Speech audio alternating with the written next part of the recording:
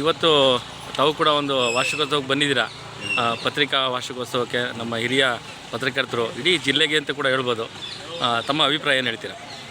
ಅವರು ತುಂಬ ಪ್ರಾಮಾಣಿಕರು. ಕೆಲಸ ಕಾರ್ಯಗಳ ಅಭಿವೃದ್ಧಿ, ವ್ಯಾಪಾರಿಗಳೆಲ್ಲ ಪತ್ರಿಕೆಗಳೆಲ್ಲ ಸುದ್ದಿಹರಿಸಿ ಭಾಳ ಸಂಪೂರ್ಣವಾಗಿ ಮಾಹಿತಿ ಕೊಡ್ತಾಯಿದ್ದಾರೆ. ಭಾಳ ಖುಷಿಯಾಗಿದೆ. ಇದೇ ಸಂತೋಷದಲ್ಲಿ ಬಂದು ಅವ್ರಿಗೆ ಆಶೀರ್ವಾದ. ಗುರುಗಳೇ ನಮಸ್ಕಾರ. ಹಾಗೆಯೇ ಒಬ್ಬ ಪತ್ರಕರ್ತರಾಗಿ ನೀವು ಇಷ್ಟು ವರ್ಷ ನೀರ್ಗಳವಾಗಿ ನನ್ನ ಕೂಡ ಬೆಳೆಸಿದ್ದೀರಾ. ತಾವೇನು ಹೇಳ್ತೀರಾ ಈ ಒಂದು ಸಂಭ್ರಮಾಚರಣೆ? ನನ್ನ ಉಸಿರೇ ಸಮಾಜ ಸೇವೆ. ಆ ಸಮಾಜ ಸೇವೆಗೆ ನನ್ನನ್ನು 100% ತೊಡಗಿಸ್ಕೊಂಡ್ಬಿಟ್ಟಿದ್ದೀನಿ. ನಾನು ಗಳಿಸಿರೋದು ಅಂತ ಅಂದರೆ ಬೇಕಾಗಿ ನನ್ನ ಸಾಧನೆ ಅಮೋಘ, ಅದ್ಭುತ. ಆ ಬವಣೆ ತಗೊಂಡ್ರೆ ಪತ್ರಿಕಾರಂಗ ಕೊಡ್ತಾರೆ, ಬವಣೆ ಭವ್ಯ ಬ್ರಹ್ಮಾಂಡ.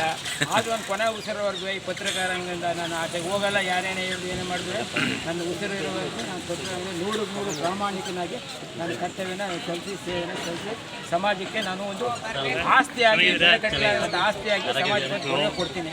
ಅದಂತೂ 100% ಇಡೀ ರಾಜ್ಯದಲ್ಲಿ ಇವತ್ತು ಪತ್ರಿಕೋದ್ಯಮದ ಬಗ್ಗೆ ಒಂದು ತಾತ್ಸಾರ ಮನೋಭಾವನೆ ಇದೆ ಕೆಲವರಲ್ಲಿ ಮಾತ್ರ. ಹಾಗಾಗಿ ಅದ್ರ ಬಗ್ಗೆ ತಾವೇನು ಹೇಳ್ತೀರಾ?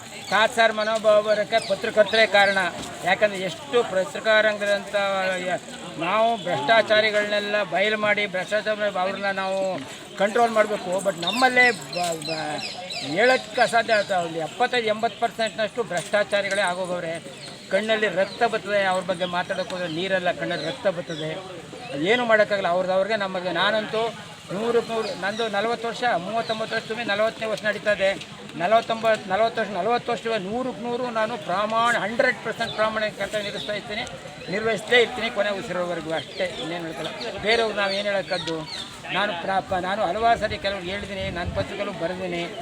ಪತ್ರಕರ್ತರು ಭ್ರಷ್ಟಾಚಾರಿಗಳಾಗಬಾರ್ದು, ಪತ್ರಿಕೆರಂಗ ಅದು ಒಂದು ಮಹತ್ವಯುತವಾದದ್ದು, ಪಾವಿತ್ರವಾದದ್ದು, ಅದು ಪಾವಿತ್ರದ ಭಂಗ ತರಬಾರ್ದು ಅಂತ ಏನು ಹೇಳಿದ್ರು ನಾವು ಲೆಕ್ಕಕ್ಕೆ ಇಲ್ಲ. ನಾವು ಕೂಡ ಇವತ್ತು ರಾಜಶೇಖರ ಕೋಟಿಯವರಿಗೆ ತಮ್ಮ ಜೊತೆ ಸಮಕಾಲೀನ ಕೆಲಸ ಮಾಡಿದಂಥವ್ರು. ಅದ್ರ ಬಗ್ಗೆ ತಾವೇ ಹೇಳ್ತೀರಿ? ದಿವಂಗತ ರಾಜಶೇಖರ ಕೋಟಿಯವರು. ರಾಜಶೇಖರ ಕೋಟಿಯವರು ನನಗೆ